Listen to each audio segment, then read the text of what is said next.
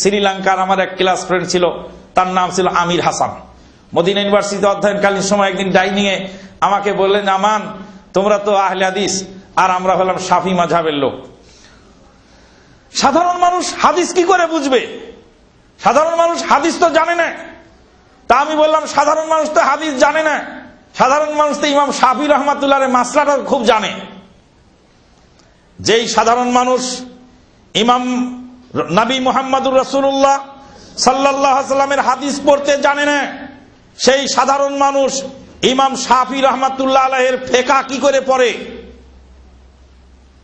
বলে আলেমদেরকে জিজ্ঞাসা করে জেনে নেয় যে আমার মাযহাবে কি আছে। যে আলেমকে জিজ্ঞেস করে আমার মাযহাবে কি আছে, সে আলেমকে জিজ্ঞেস করবে আল্লাহর নবীর হাদিসে কি আছে।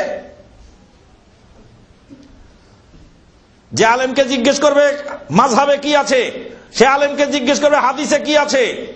বলছে যে আলেম যদি হাদিস বলে অন্য কিছু দেয় তখন সে লোক কি করবে?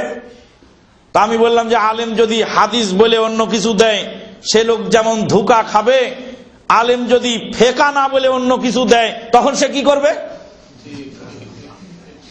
নিরুত্তর হয়ে ঠায় দাঁড়িয়ে রইল।